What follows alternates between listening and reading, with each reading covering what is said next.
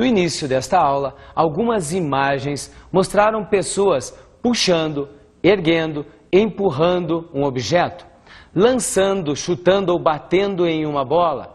Em todas estas situações, uma força atuou sobre os corpos. E todas as vezes que forças atuarem, ocorrerão alterações no estado de movimento dos corpos.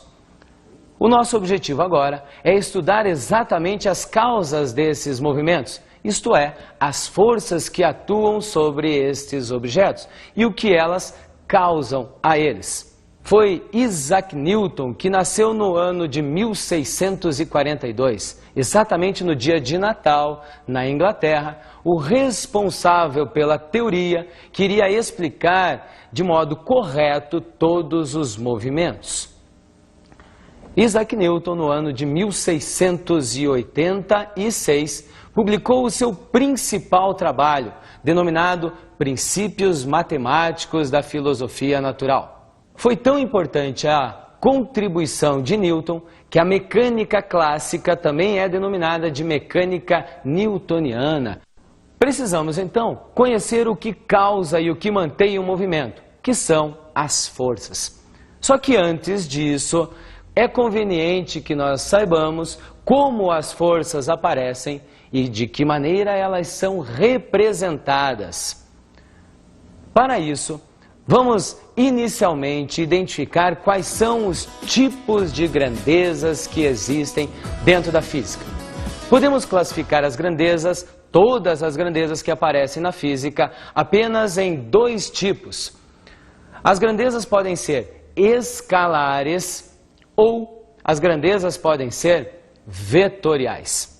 Tentaremos explicar através de exemplos a diferença entre as grandezas escalares e as grandezas vetoriais. Se dissermos que uma pessoa tem uma massa de 60 quilogramas, massa 60 unidade quilogramas, esta informação por si só está completa. Não resta nenhuma dúvida, não existe nenhuma pergunta a ser feita, nada que esclareça a informação, ela está completa. Se dissermos o volume de uma caixa d'água é igual a 1000 litros, ou a área do terreno que eu acabei de adquirir é igual a 5.000 metros quadrados. Ou, se nós dissermos, a temperatura hoje está extremamente agradável, por volta de 15 graus Celsius. Você percebeu que em todas estas situações, nesses exemplos que nós usamos no dia a dia, apenas a informação acompanhada do valor numérico e a sua unidade foi suficiente para caracterizar a grandeza. Quando isto acontece, nós chamamos esta grandeza de grandeza escalar. Quer dizer que ela precisa apenas de um valor numérico acompanhado da sua respectiva unidade. Portanto, são grandezas escalares: o tempo, a massa, o volume, a área, a temperatura. Agora, quando falamos em grandezas vetoriais, as coisas não se portam exatamente desta maneira. Vamos dar um exemplo. Suponha que eu dissesse a vocês que a partir deste ponto aonde estou, efetuasse um deslocamento em linha reta igual a 2 metros. Será que você pode me dizer com exatidão aonde terminará o meu deslocamento? Com certeza você deve ter dito que não, porque faltam informações. É verdade.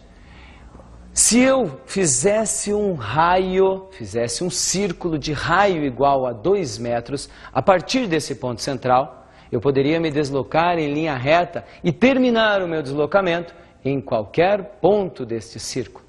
Portanto, eu poderia me deslocar 2 metros para o lado de cá, acompanhe. Ou, a partir do ponto central, me deslocar 2 metros para o lado de cá. Quer dizer que apenas a informação 2 metros em linha reta não foi suficiente para caracterizar esta grandeza.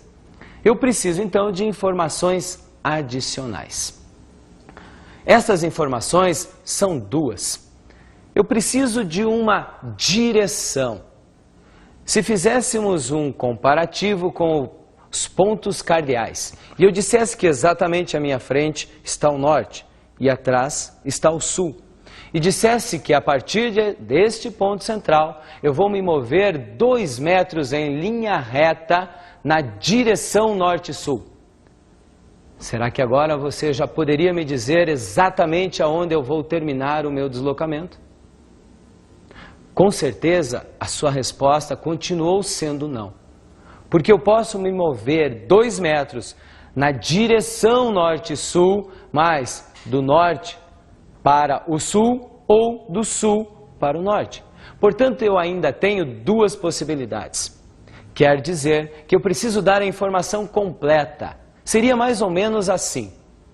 Vou me deslocar 2 metros a partir deste ponto central em linha reta, na direção norte-sul, no sentido que vai do sul para o norte. Então, 1, 2 metros, e você saberia com exatidão aonde que eu vou terminar o meu deslocamento. Neste caso, você percebeu que a grandeza necessitou de informações adicionais. Além do valor numérico, chamado de intensidade, nós precisamos também definir mais 2 coisas, uma direção e um sentido. E todas as grandezas que necessitam de módulo ou intensidade, direção ou sentido para ficarem completamente caracterizadas são chamadas de grandezas vetoriais. Neste caso, nós temos como exemplo a aceleração, o deslocamento, que eu acabei de exemplificar, a velocidade e também a força, objeto nosso de estudo na aula de hoje. Portanto, você já sabe que a força é uma grandeza vetorial. Não basta dizermos a intensidade da força, nem a sua direção. Precisamos dizer a intensidade, a sua direção e também o seu sentido, para que ela fique caracterizada. Isto é necessário para que você saiba o que vai acontecer com o corpo, o que a força irá provocar neste corpo. As alterações no movimento do corpo estão sujeitas à direção e ao sentido, além, obviamente, do valor numérico da força aplicada. Por esse motivo, necessitamos conhecer módulo, direção e sentido da força aplicada sobre o corpo. É importante diferenciarmos direção e sentido. Muitas pessoas, e infelizmente muitos prefeitos de algumas cidades, confundem direção e sentido. Todas as vezes que a prefeitura resolve mudar o sentido de uma rua, ocorre inevitavelmente o mesmo erro. Aparece uma placa fixada dizendo que a direção da rua foi mudada. É óbvio que isto não aconteceu. A única coisa que nós podemos alterar na rua é o seu sentido. Ainda bem que muitos já estão se preocupando em escrever corretamente as placas de trânsito. E esta é uma preocupação que deve existir em todos os lugares. Agora, é importante que você saiba como representar estas forças, já que nós vimos que as forças são grandezas vetoriais, elas precisam de um módulo, de uma intensidade, uma direção e um sentido. Portanto, elas devem ser representadas através de um ente matemático chamado de vetor. O vetor é representado através de um segmento de reta orientado, com uma origem num ponto, uma extremidade em outro ponto e também um sentido muito bem definido. Observe a figura de um vetor. Nesta situação, você identifica claramente a origem, a extremidade e o sentido do vetor através da flecha na sua extremidade. Observe também que o vetor está representado pelo F com uma setinha em cima. Todas as vezes que nós formos representar vetores a partir de agora, sejam forças, velocidade, deslocamento, colocaremos o símbolo da grandeza com uma setinha em cima para representar que ela é uma grandeza vetorial e que necessita, portanto, de módulo, direção e sentido, e que será representada através de um ente matemático chamado vetor, como acabamos de ver. Agora, é extremamente importante que você diferencie a adição de grandezas escalares e grandezas vetoriais.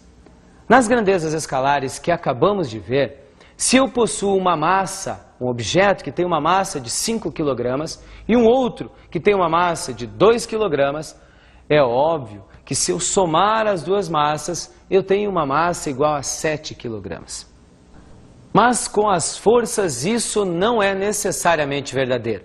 Se tivermos um objeto e duas forças atuando sobre ele, uma de 5 newtons e outra de 2 newtons, não podemos afirmar necessariamente que a resultante, isto é, a força somada das duas, será igual a 7 newtons. Isto só será verdade num caso muito especial que veremos a seguir. Observe o primeiro caso da soma de dois vetores, exatamente o caso especial que acabamos de exemplificar. Quando o ângulo entre os dois vetores for igual a 0 grau, basta que você faça a soma algébrica dos dois vetores. Isto é, se um deles tiver valor igual a 4 e o outro 3, portanto, a resultante, nesse caso, a soma destes dois vetores, será igual a 7, a soma algébrica de 3 mais 4. Podemos exemplificar isto usando uma mesa. Suponha que duas pessoas estejam puxando esta mesa, formando um ângulo de 0 grau. Você teria duas forças atuando sobre ela. A resultante que acabamos de ver, 7 newtons, seria a soma algébrica 4 de uma força e 3 de outra força. O segundo caso da soma de vetores é quando o ângulo entre as duas forças for igual a 180 graus. Olhe o exemplo. Quando o ângulo for 180 graus, os dois vetores estarão em sentidos opostos, terão a mesma direção, mas sentidos opostos. Para que você ache a resultante, isto é, aquela única força ou aquele único vetor capaz de substituir os dois, basta que você faça a subtração algébrica. Pegue o maior vetor e subtraia do menor vetor. Se neste nosso exemplo o primeiro vetor for igual a 4 e o segundo vetor igual a 3, você apenas fará uma subtração, 4 menos 3. Só que isto só é válido quando os vetores estiverem na mesma direção, mas em sentidos contrários. No nosso exemplo da mesa, é fácil. Peça para uma pessoa puxar para o lado de cá, enquanto outra puxa para o lado de lá. Evidentemente, a mesa irá para o lado da pessoa mais forte, para o lado da maior força. Se eu, para o lado de cá, fizer uma força igual a 4 newtons e a pessoa que puxa para o lado de lá, como um cabo de guerra, fizer uma força igual a 3 newtons, a resultante, igual a 1 newton, terá a mesma direção e sentido da maior força aplicada, portanto, para o meu lado. E o objeto virá para o lado de cá. É extremamente importante conhecermos a resultante para sabermos para onde o objeto vai se deslocar, para sabermos com que velocidade e com que aceleração. O terceiro caso especial da soma de dois vetores é quando o ângulo entre eles for igual a 90 graus, isto é, quando os dois vetores forem perpendiculares. Acompanhe a figura. Quando isto acontecer, você tem um ângulo de 90 graus entre o vetor V1 e o vetor V2. Se você traçar a reta paralela ao primeiro vetor e uma outra reta paralela ao segundo vetor, a resultante pode ser obtida pelo método do paralelogramo. Você acabou de verificar que nesta situação, o ângulo entre os dois vetores é igual a 90 graus, o triângulo formado entre o vetor V1, o vetor V2 e a resultante é um triângulo retângulo. E todas as vezes que você tem um triângulo retângulo, já deve ter visto que o teorema de Pitágoras é válido. Portanto, para acharmos a resultante quando o ângulo é igual a 90 graus, basta aplicarmos o teorema de Pitágoras. Vamos ver novamente a figura. Observe que a resultante é exatamente o teorema de Pitágoras, onde a resultante é a hipotenusa ao quadrado é igual a um cateto elevado ao quadrado, isto é, V1 ao quadrado, mais o outro cateto elevado ao quadrado, isto é, V2 elevado ao quadrado. Se você já aprendeu isso na matemática, pode facilmente entender. Acompanhe o raciocínio mental. Se um dos vetores vale 4 newtons e o outro vetor vale 3 newtons, 4 ao quadrado é 16, 3 ao quadrado é 9, 9 mais 16 é 25. Tirando a raiz quadrada, nós temos 5. Para os 3 exemplos que acabamos de verificar, a resultante muda. Num primeiro caso, ela era igual a 7. Num segundo caso, ela era igual a 1. E neste terceiro caso, ela é igual a 5. Você verificou que em todos os 3 casos analisados, os vetores tinham exatamente os mesmos valores. O que estávamos mudando era apenas o ângulo de aplicação desses vetores ou destas forças. Neste caso, você tem que tomar o máximo cuidado a respeito do ângulo de aplicação. Dependendo do ângulo, você aplica o primeiro, o segundo ou o terceiro caso. Porém, quando o ângulo não for 0, 90 ou 180 graus, é necessário que você aplique a lei dos cossenos. Você já deve ter visto isso na matemática. Se não, acompanhe no seu material didático a seguinte equação para o cálculo da resultante para um ângulo alfa qualquer entre os 2 vetores. R ao quadrado igual a V1 ao quadrado, mais V2 ao quadrado, mais 2 vezes V1, V2, vezes o cosseno do ângulo alfa, isto é, o cosseno do ângulo entre o vetor V1 e V2. Mas esta equação só é válida para 2 vetores. Se nós tivermos vários vetores, podemos determinar a sua resultante, pelo menos de modo gráfico, através do método do polígono. Acompanhe para 3 vetores o seguinte exemplo. O vetor V1, o vetor V2 e o vetor V3 estão sendo aplicados simultaneamente sobre uma partícula P. Para que efetuemos a soma desses 3 vetores, basta que sigamos a seguinte orientação. Escrever novamente o primeiro vetor e na extremidade desse desenhar o segundo vetor. Na extremidade do segundo desenhar o terceiro vetor. E da origem até a extremidade do último vetor, escrevermos a resultante R, exatamente como vemos na ilustração. Portanto, aquele vetor R é a soma dos vetores V1, V2 e V3. Está na hora de trabalharmos definitivamente a matéria da aula de hoje. A primeira coisa que vamos ver é o que as pessoas entendem por força. Fizemos esta pergunta a várias pessoas, pedindo que dessem exemplos. Vamos ver o que elas responderam. Você sabe o que significa força? Bom, força para mim significa vigor, força física, assim, no sentido de potência, assim. Dê algum exemplo de força. Exemplo de força, por exemplo, um automóvel tem força. Um sujeito que pratica halterofilismo tem força. São 2 tipos de forças diferentes. Eu entendo por força, vários tipos de força, né?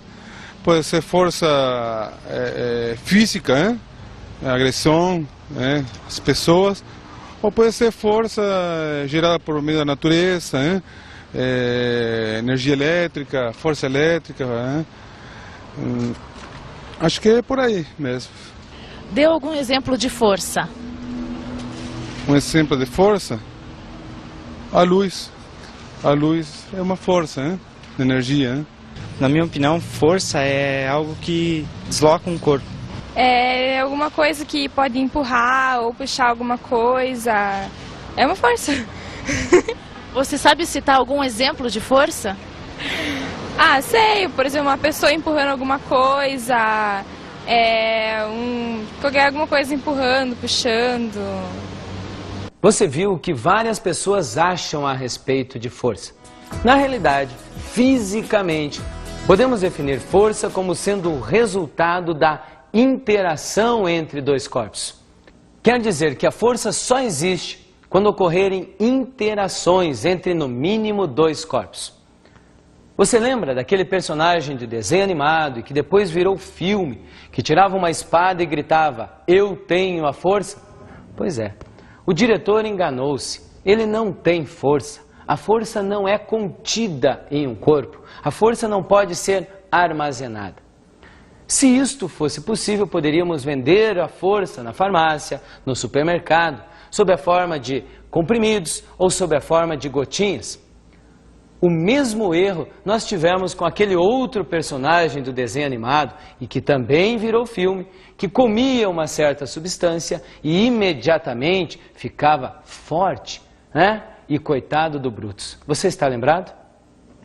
Pois é, a força é uma grandeza vetorial, não pode ser contida nos corpos, só existe quando houver interação entre dois corpos.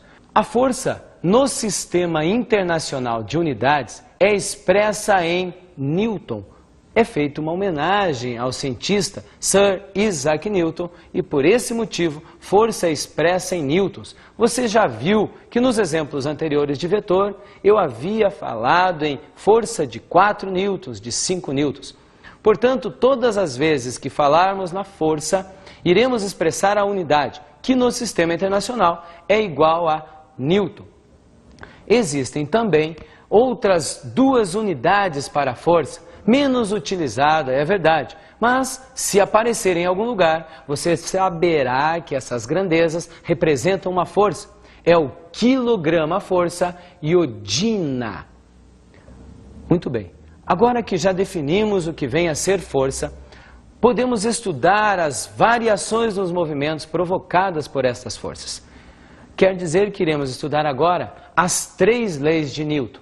Vamos começar nesta primeira aula e terminar na aula seguinte com as 3 leis de Newton.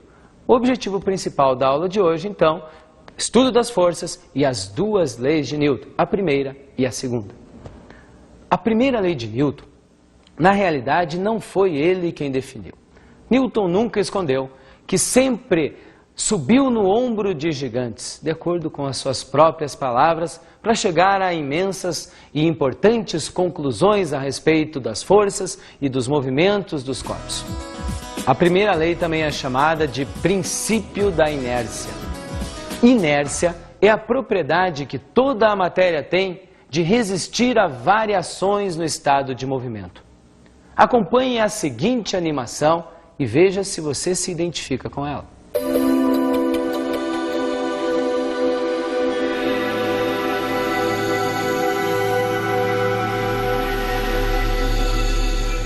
Se isto já aconteceu com você, não fique triste. Você estava, na realidade, aprendendo física. Quando o corpo está em repouso, a sua tendência é permanecer em repouso. Portanto, quando o ônibus estava em repouso e você junto com ele, você tendia a ficar em repouso. Se repentinamente o ônibus entrou em movimento, a tendência sua é permanecer em repouso. Por esse motivo, você foi arremessado para trás, caindo. A mesma coisa acontece quando você está junto com o ônibus a uma velocidade de, por exemplo, 80 km por hora. Se não estiver se segurando em nada e o ônibus frear bruscamente por causa de um determinado objeto, a tendência é que você continue este movimento. Por isso, você é arremessado para frente, como acabamos de ver na animação. Quer dizer que todas as vezes que você estiver em repouso, a tendência do seu corpo é permanecer em repouso. E se você estiver em movimento, a tendência é permanecer em movimento. Por esse motivo é que o Garfield da tirinha não pode fazer o que está fazendo. Observe, na tirinha, o gato, muito safado, resolve mexer numa manivela. Esta manivela é o freio de mão. E todas as vezes que isso acontece, as pessoas são arremessadas para frente. É por esse motivo que nos carros é obrigatória a utilização do cinto de segurança. Se você dirige ou se você é passageiro de um determinado carro, use o cinto de segurança. Ele está ali para a sua segurança, para impedir que você seja arremessado para fora numa freada muito brusca, um determinado acidente. É importante que você, pai ou mãe, tome muito cuidado com as suas crianças. Não basta colocá-las no banco de trás. As crianças também devem utilizar o cinto de segurança. preferencialmente o de 3 pontos. Uma pesquisa efetuada pelos principais órgãos de trânsito do Brasil verificou que entre as vítimas dos acidentes, as principais são as crianças e que estavam exatamente no banco de trás, sem utilizar cinto de segurança. Por isso, cuide de seus filhos, cuide colocando o cinto de segurança. Você não sabe quando um acidente acontecerá. Com a moto e com a bicicleta, isto também acontece. Garanto que muitos de nós já presenciamos acidentes de moto ou de bicicleta. Na grande maioria das vezes, a moto colide com o obstáculo e o motociclista ou ciclista é arremessado adiante. Quer dizer que ele queria continuar o seu movimento. Os principais problemas causados em acidentes de bicicleta e de motocicleta não é na hora do acidente, é a queda depois. Quando o ciclista ou motociclista bate a cabeça no chão, bate a cabeça no meio-fio. Por isso, outro item de fundamental importância é o capacete, tanto para a moto quanto para o ciclista. Por isso, nunca esqueça do capacete. Agora já podemos definir a primeira lei de Newton ou o princípio da inércia. Um corpo livre da ação de forças, ou com resultante nula, ou está em repouso ou em movimento retilíneo e uniforme, que são os estados de equilíbrio. Matematicamente, podemos expressar a primeira lei da seguinte forma. Observe, se a força resultante sobre um objeto é igual a zero, a sua velocidade, que é vetorial, é constante. Isso possibilita duas alternativas. Se a velocidade for constante e igual a zero, o objeto está em repouso, chamado de equilíbrio estático. Mas, se a velocidade for constante diferente de zero, o objeto está em movimento retilíneo e uniforme, que é chamado de equilíbrio dinâmico. Podemos iniciar agora a segunda lei de Newton, também chamada de princípio fundamental da dinâmica. Para que você entenda a segunda lei, a resultante agora não é mais zero, como no caso da primeira lei. E se essa resultante não vale zero, obviamente que esse objeto entrará em movimento. Isto fará com que a velocidade do objeto tenda a aumentar ou diminuir no decorrer do tempo. Já sabemos que variação na velocidade provocará aceleração. Portanto, quando a resultante não for igual a zero, nós teremos uma aceleração sobre os corpos. É exatamente sobre isso que trata a segunda lei de Newton, ou princípio fundamental da dinâmica. A aceleração é, na realidade, diretamente proporcional à resultante das forças que atuam sobre o objeto. Observe uma situação muito simples. Pegue um pequeno bloco de madeira e empurre esse bloco com uma determinada força. Ele adquirirá uma certa aceleração. Se você aumentar a força, esta aceleração também tende a aumentar. Podemos definir a segunda lei de Newton da seguinte forma. Observe, a aceleração adquirida por um corpo de massa constante é diretamente proporcional à força resultante sobre o corpo, sendo a massa a constante de proporcionalidade. Matematicamente, a segunda lei de Newton pode assim ser colocada: R de resultante igual a massa vezes ΔV sobre ΔT, variação da velocidade num certo intervalo de tempo. Só que variação da velocidade é definido como aceleração. Portanto, a segunda lei de Newton é expressa como sendo R resultante igual a massa vezes a aceleração. Não esqueça que a força resultante é sempre uma grandeza vetorial e que precisa de módulo, direção e sentido, e que a aceleração também é uma grandeza vetorial e que, neste caso, também precisa de módulo, de direção e de sentido. Podemos agora realizar uma problematização sobre a segunda lei de Newton que acabamos de verificar. Acompanhe o seguinte problema. Uma partícula P de massa igual a 2 kg encontra-se inicialmente em repouso. Determine em cada caso a aceleração adquirida pela partícula. No primeiro caso, nós temos apenas duas forças atuando sobre a partícula. Observe a ilustração. Uma das forças é igual a 16 newtons e a outra 12 newtons. Você observa que o ângulo entre elas é igual a 180 graus. Neste caso, para determinarmos a resultante, faremos apenas a subtração dessas duas forças, obtendo a resultante da seguinte forma. A resultante será 16 menos 12, isto é, 4 newtons. Agora, podemos achar a aceleração, aplicando o princípio fundamental da dinâmica. A igual a R sobre M. A resultante é igual a 4, a massa é igual a 2. Portanto, a aceleração, neste primeiro caso, adquirida pela partícula P, será igual a 2 metros por segundo ao quadrado e terá a mesma direção e o mesmo sentido da força de 16 newtons, da força maior.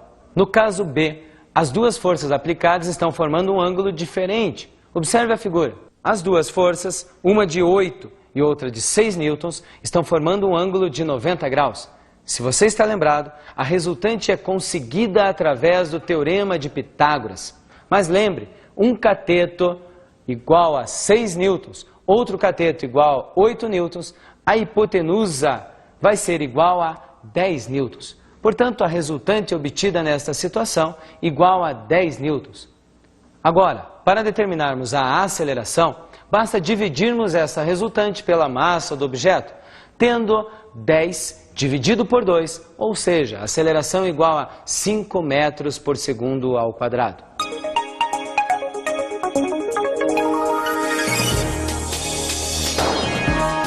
Leia em seu material didático mais alguma coisa sobre vetores e grandezas vetoriais. Descubra mais algumas grandezas chamadas de escalares e outras chamadas de vetoriais.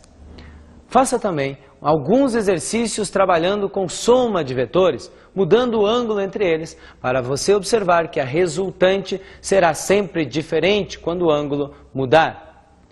E também pense um pouquinho sobre a primeira e a segunda lei de Newton. Na primeira, a resultante das forças que agem sobre o objeto é igual a zero. Na segunda, a resultante é diferente de zero e esta resultante vai provocar uma aceleração.